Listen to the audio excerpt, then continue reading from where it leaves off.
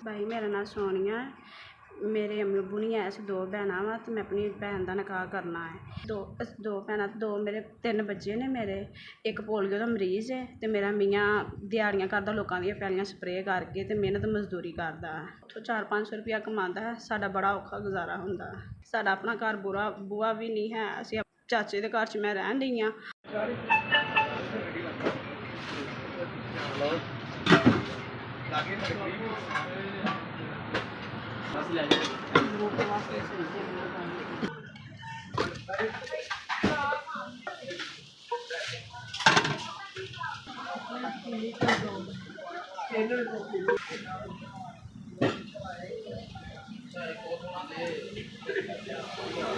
Hello भैन, इस कपड़े की वधिया सूती कपड़े की भारी 1 नंबर सिलाई दी है।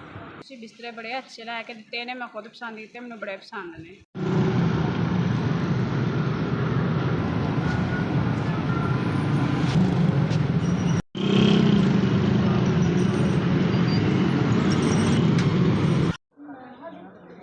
अगर कोई चीज़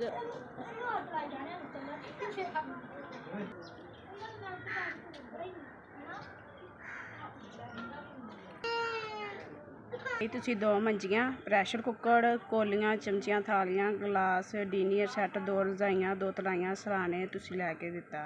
ਜਿਸ ਭਾਈ ਨੇ ਵੀ ਲੈ ਕੇ ਦਿੱਤਾ, ਅੱਲਾਹ ਪਾਕ ਉਹਨਾਂ ਤੰਦਰੁਸਤੀ ਦੇ, ਜ਼ਿੰਦਗੀ ਦੇ, ਸਿਹਤ ਦੇ, ਉਹਨਾਂ ਦਾ ਭਲਾ ਹੋਵੇ, ਉਹਨਾਂ ਦੇ ਅੰਮੀ ਅੱਬੂ, ਉਹਨਾਂ ਦੇ ਬੱਚੇ ਜੀਣ। ਭਾਈ ਮੈਂ ਇਹ ਸਾਰੀਆਂ ਚੀਜ਼ਾਂ ਪਸੰਦ ਕਰਕੇ ਲਈਆਂ ਆਪਣੀ ਭੈਣ ਵਾਸਤੇ। ਮੇਰਾ ਮਾਂ ਪਿਓ ਵੀ ਨਹੀਂ ਹੈ ਤੇ ਮੇਰੇ ਭੈਣ ਭਰਾ ਵੀ ਕਿਸੇ ਕੰਮ ਦੇ ਨਹੀਂ ਹੈ, ਮਤਲਬ ਕਿ ਭਾਈ ਵੀ ਨਹੀਂ ਹੈ। ਤੁਸੀਂ ਮੇਰੇ ਭੈਣ ਭਰਾ ਹੋ, ਮੇਰੀ ਤੁਸੀਂ ਇੱਜ਼ਤ ਰੱਖ ਲਈ, ਮੇਰੀ ਭੈਣ ਦਾ ਮੇਰੇ ਤੋਂ ਬੋਝ ਉਠਾ ਦਿੱਤਾ।